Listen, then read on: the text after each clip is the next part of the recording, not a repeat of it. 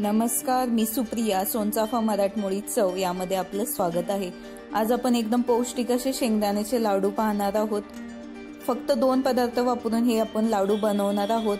जर तुमचे लाडू चिकट किंवा भुसभुशीत होत असतील तर मी सांगितलेल्या पद्धतीने बनवले तर अजिबात तुमचे लाडू कुठेही चिकट होणार नाही किंवा भुसभुशीत असे होणार नाही. चला तर मग आपण या रेसिपीला सुरुवात करूयात. त्यासाठी आपण या ठिकाणी 1/4 वाटी शेंगदाणे एकदम मंद गॅसवर भाजून घ्यायचे आहे. खरपूस असे. हाय फ्लेमवर जर तुम्ही शेंगदाणे भाजले तर ते काळे पडतात आणि आतनं भाजले जात नाहीत. त्यामुळे मीडियम फ्लेमवर नेहमी शेंगदाणे भाजून घ्यायचे. आणि 1/4 वाटीसाठी आपण 1/2 वाटी पेक्षा थोडासा जास्त गूळ किसून घेतलेला आहे.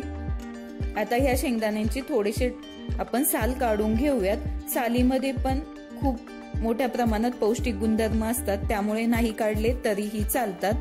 आता एका मिक्सर जार मध्ये आपण थोडे शेंगदाणे त्यावर गूळ, थोडे शेंगदाणे पुन्हा त्यावर गूळ असा लेअर मध्ये हे डिवाइड करून घ्यायचं आहे, जेणेकरून हा गूळ आहे तो सर्व शेंगदाण्यांमध्ये पूर्ण समप्रमाणात मिक्सअप होईल.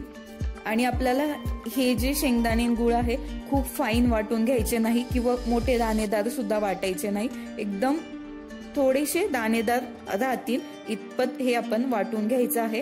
मिक्सर आपल्याला कंटिन्युअस चालू ठेवायचा नाही. 2 ते 3 सेकंद चालू ठेवायचा, पुन्हा बंद करायचा, पुन्हा 2 ते 3 सेकंद चालू करायचा.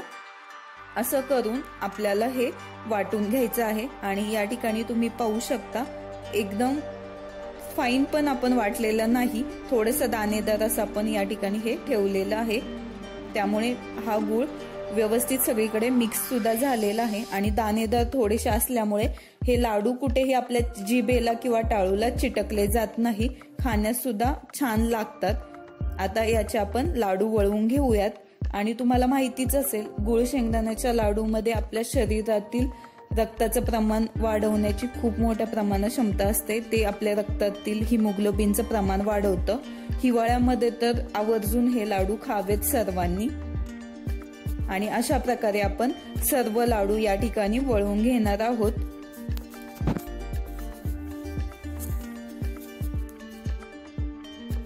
आणि सर्व लाडू वळवून झाल्याच्या नंतर तुम्ही पाहू शकता या ठिकाणी आपले लाडू, मी एक लाडू फोडून दाखवते. कुठेही चिकट किंवा असा भुसभुशीत झालेला नाही. एकदम परफेक्ट असा आपला लाडू बनून रेडी झालेला आहे.